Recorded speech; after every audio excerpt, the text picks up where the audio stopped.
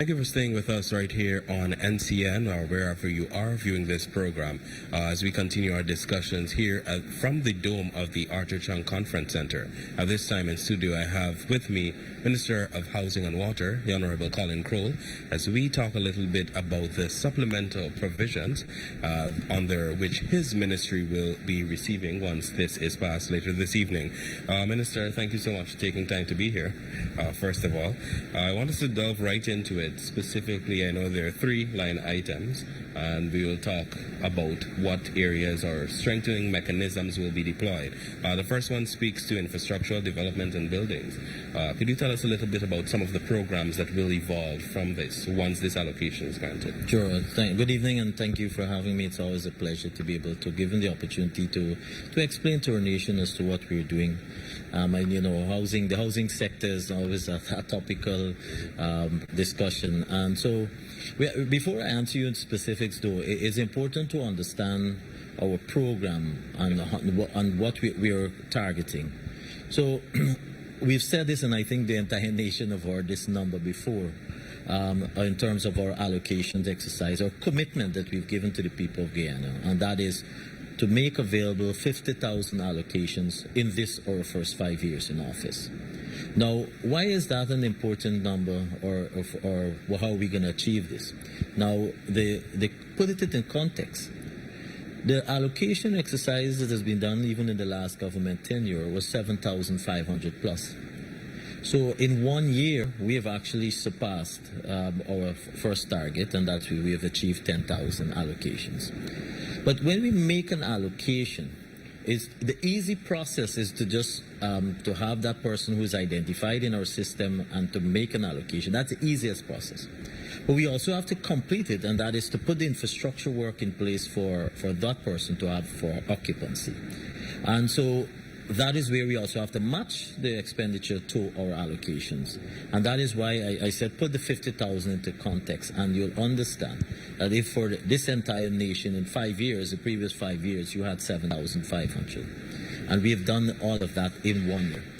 But equally important, and why are we here for the supplementary under this program, this is for housing, we'll discuss water separately in a few minutes, is for us to continue our program for new areas that we have infrastructure that is ongoing, and these are for allocations that were done, as well as as part of our existing areas to do some road rehabilitation, etc. And then we have a big one. And this is everyone has been talking about the Mandela to Eccles 4-lane, and that is ongoing. But coming on stream with that will be the continuation from Eccles that takes you all the way to Diamond. And so the tenders are open. We'll talk very shortly. Once the passages happens tonight, then we'll have awarding of those contracts. They're in 12 lots, so we're talking about 13 billion plus contract that will be signed. So for this first phase would be the mobilization advance to be paid, representing 15%. And so we're talking about $1.9 billion that will be paid by next week for 12 contractors who will be awarded. The evaluation, as I said, is complete. Now this is big, this is significant, because it's not only on Christmas, when Christmas period where you have the traffic that is busy, and you know how the East Bank is, but it's throughout the process, and that's because East Bank has grown, and then the East Bank corridor, not only for East Bank, you have the West Coast, West Bank, and so you have that influx of persons, and more persons are buying their own vehicles too. And that is why, as part of the government's transformational projects, we will have the Demerara Harbour Bridge, which will be done on the Ministry of Public Works. But for this 4-lane is to ensure and facilitate much more quicker access, and it's going to be a 4-lane concrete road. And so very obviously in the first quarter of the new year, persons will be able to traverse between that Mandela from Mandela, that where we're building a roundabout now, to take you to Eccles. And as I said, this new award that will be made would take you from Eccles to Diamond. And that quickly one can get all the way from Georgetown to Diamond very quickly, and that is why we're doing 4-lane. And so certainly it will ease the congestion, the bottlenecks, the amount of man hours these persons spend from getting ingress and egress from their homes, as well as getting to work, getting back from home, so, and ease all those frustration. A lot of time, sometimes is spent in the lines on the East Bank. And so certainly the significance of this 4-lane to aid in part of the road networking for a number of communities here. Not you'll have interlinking the East Bank for a number of housing areas for which we have built and which we allocated. It is all related. And so it is also important to understand the importance of this road too. You have the existing road users, but then you also have for the infrastructure works that we have ongoing, and this is another reason why we have the supplementary too. That is because we have contracts, committed contracts for new areas to the tune of about $15 billion. And so you recall earlier in the year, we received about $8.8 billion, and so now you have another supplementary that takes care for $7.7 billion in total. And so those new areas that for which the infrastructure works are ongoing, by 2022, by the first quarter of 2022, you have a number of persons, new occupants, who will obviously be constructing in the first phase to have their own new homes, their own home.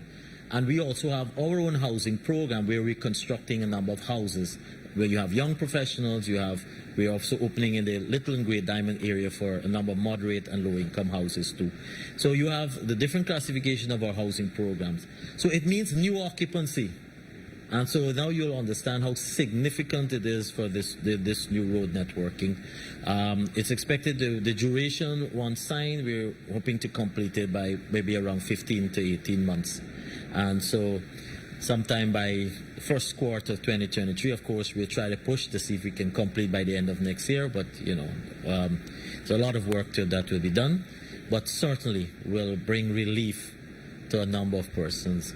And so for me, that I'm looking forward to that project. And so for the new areas for where we have infrastructure, that is for support, additional resources to go towards those contracts that we've signed, is to ensure that we have persons to be able to take up space, occupancy on the East Bank corridor, as well as East Coast. So let me take you through. You have works that are ongoing in Region 3, and those are for new areas that were allocated. Region 4 in the East Coast, East Bank, Experiment, Region 5, Region 6, as well as for Region 10. And so those are where we have works ongoing, by and large, for new areas. Yeah. Minister, you painted a picture there of these road networks, but I want us to go a little bit in depth before we move on to water. We see roads being built, and then there are other things that you need to take into consideration, where house lots will be placed and where these will be allocated to persons. There are also the streets where the houses have to be on. What is that preparation like? Can you give us a picture, or paint a picture to us of when you decide to build a road? What are the other logistical aspects that have to be taken into consideration? Perhaps even a narrow cost of what it would be. Because I know when you're thinking about the emergence of a new community also, we have to think about the provision of water to the community, provision of electricity and other amenities. So could you paint a picture of what that is like? And so let us start this vision. First of all, how the lands are. And so the lands that we are developing for our housing area, these are all lands that are there, at one time probably being utilized in the sugar industry, lands that are owned by Guyana Lands and Survey Commission, different agencies, and these are all virgin lands. So for us, you are taking a number of area, like for example, Cummings Lodge, where we're clearing, you have to do land preparation. So the first task is to prepare the land. Of course, you have to do your surveying at first, and after that is to do land preparation so that you can have the necessary design be done for the layout of the streets. So when we do the infrastructure for those persons who have been allotted, it is the infrastructure for the first phase for the road networks, the drainage, Because you recall, these are lands across that are there, but we have to demarcation so that we can have the various boundaries that are set. So you have the drainage, culverts. A number of culverts have to be constructed, so equally to ensure the drainage. And the utilities goes with it, and that is for water. So in the first phase, we put in the water. Water comes in the first phase. Electricity comes on the subsequently. But in the first phase, we put, because water, you have to do a number of digging in the areas. So you have to put the pipe network in early. So the water connectivity for the area goes hand in hand with our infrastructure work. And so there's a lot of work that goes into the land preparation, and that's why it takes time. Versus an area where you're rehabilitating the street or you're upgrading the street. And so that is why I want, when the picture, when you ask about painting that picture, is we must understand to visualize. These are areas that are there. Some lands are just keep flooded. Some lands are you see bushes, you have trees, you have a number of things there. In some cases, previous pasture lands too. In the East Bank, for example, we had to remove a number of cattle that were there. They've since relocated them, and that's where the first thing starts. And that's where, and this is where the excitement is, because let me use the example for myself. When we visited a number of those areas that we identified for where we will embark in infrastructure work, and then we had the subsequent signing of the contract. And when I go back now, I get excited, and I'm like, is this the same place that I visited before? I couldn't even access some of the area, and now you have, because all the preparatory work are there. So the internal road network is very important, and so very soon you'll have, for example, the opening. For example, on the East Bank, there's another road network that takes us between 6th and 7th Street Diamond that comes all the way, that you can come all the way up to Eccles, as it is right now. There's a bridge that we built at the Horstelling-Mocker vicinity to the access road, and then so that is one internal road, and then we also have this 4-lane that we're constructing. So it is a journey. And so and it's similarly for any person who we have allocated, is that they go through an application process.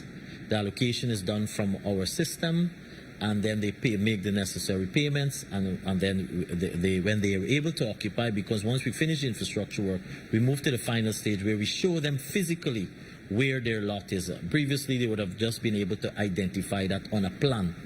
And so that's where the excitement is. And already we have started to show persons where they're occupying in some of the areas, and these are new areas for persons to construct. And so in the housing sector, the impact, and this is sometimes I don't think we speak so much enough of, and that is for the impact from the housing sector alone. Because construction, in addition to, because of construction has a number of spin-off benefits. And so in addition to employment, of course, there's a win-win for everyone.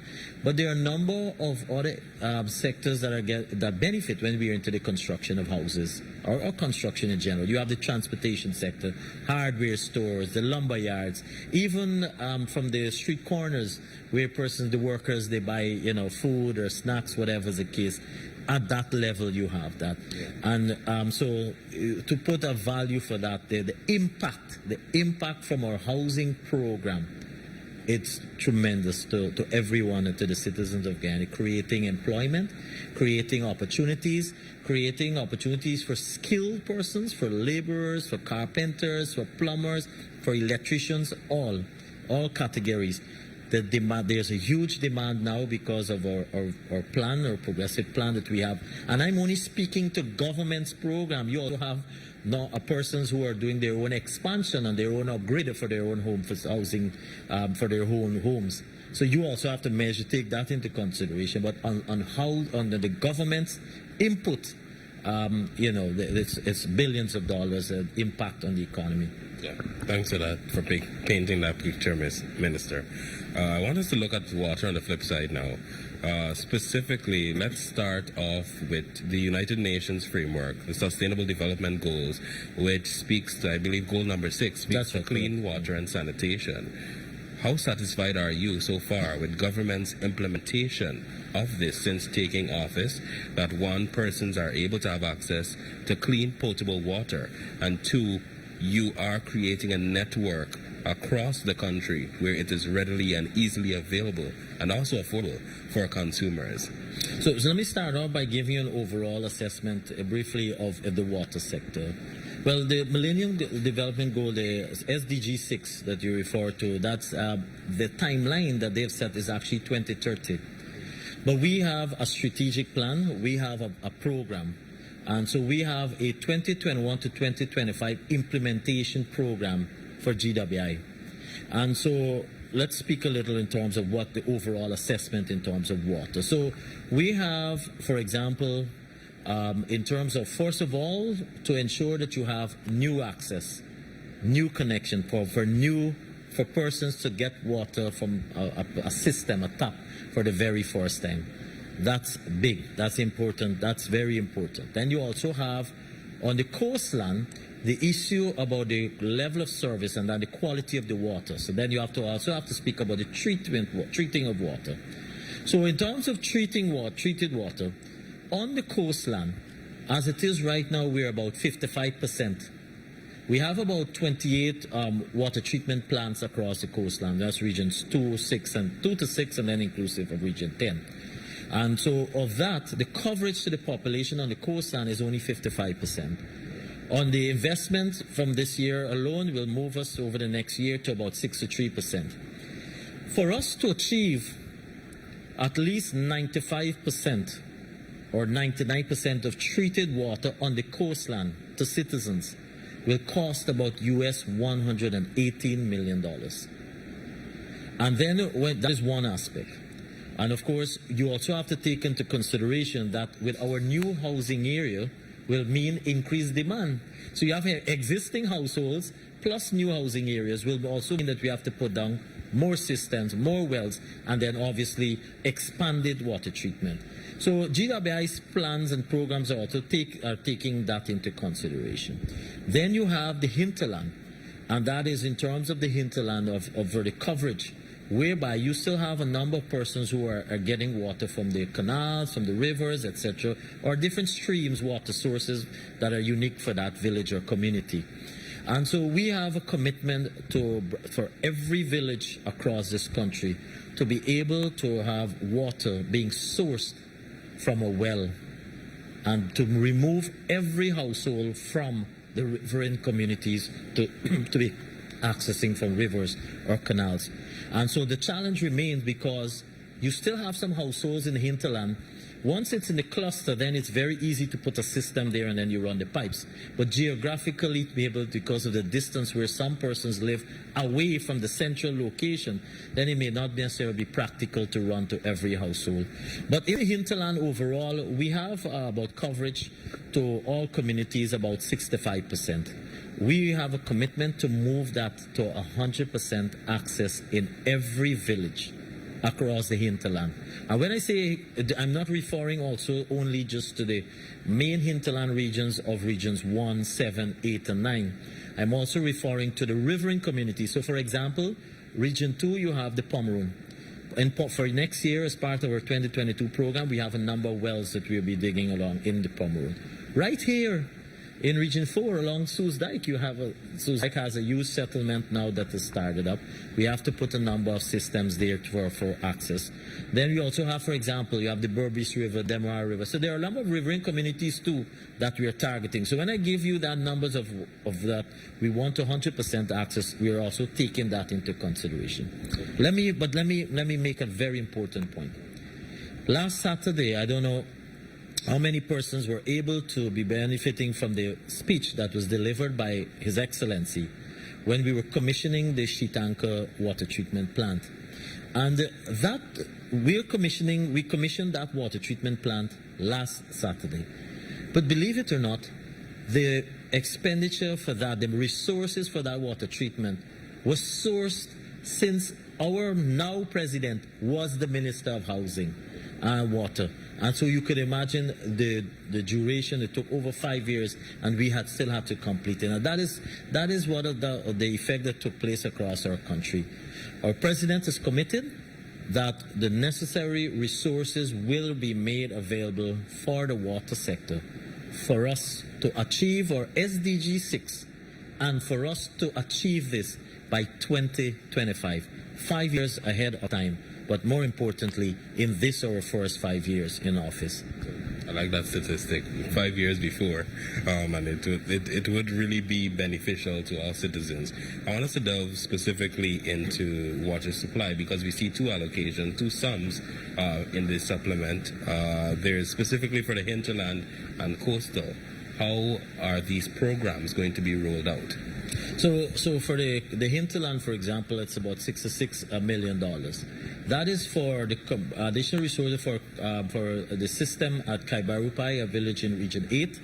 And so that is additional money for that, $20 million. And this is a village that is in the far-flung in Region 8, but more importantly, to have a new system before the village to provide first-time access. And as I said, for the priority for the hinterland is first-time access, and then obviously to expand, because as I said, you have concentrated area, but then you also need to expand the system. And then we have commitment for the drilling of new wells at Kaikan in Region 7. Kaikan is unique where it is, very close to the border for Venezuela. Or we have an army base actually at Kaikan, and then at Quito in Region 8 for a new system. And that will be done this year, so the photovoltaic system, the fittings, etc. to go with that. So that's what the hinterland program is. The supplementary. Then on the coastland, we have a number of various areas, and let's probably dissect it. You have, we spoke about water treatment plants. So, for example, we have on the East Bank at Covent Garden for Echoes, Covent Garden. On here, you have Sapphire. The intention is to expand the water treatment plants and to upgrade, because the growth, as I said, the growth for first-time access will have increased, and then it's increasing even further. And so we are also drilling a new well at Providence. I'm just using that for example. Then there's a new well that is required to be drilled at in Berbice, around the Firish Kilcoy, the Firish Chesney vicinity. The well that is there, the casing that has caved in, the walls, so we have to drill a new well, and that's why you have low pressure, and sometimes the quality of the water is murky, and so we have to drill a new well. We also catered for this on the coastline. If you notice, the money that is being provided is $1,115 million, and that is so for a number of things. We are also procuring a generator, as well as 3 mobile gen sets, because we have issues in some area with the power supply, and when the power goes down, water goes in most instances in the coastline because they're connected to the power, the national grid, and so when there's complaint about not receiving water, the issue can also be because of the power source. So we have some low voltage in an area in Berbice, so we're buying a new gen set there for vicinity of Port Moran. And then we have some mobile pumps, the mobile gen sets that can be sent based on the emergency priority within the coastline. And so we're spending another $450 million to procure that. And of course, for the coastline is for completion of a number of systems that we have. We have a new well that we will commission shortly here on the East Coast at Luziknan. And so persons on the East Coast will be happy to know that they have complained about the level of service. So in essence, what we're doing is not only about looking to provide water for first-time homeowners, but it is also to improve on our level of service to our households.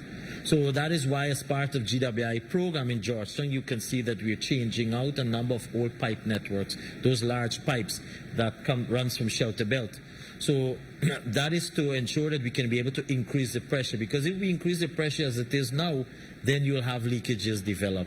I don't know if you're familiar, sometimes you see leakages develop around the Bank of Guyana vicinity, and that is because of the old pipe network.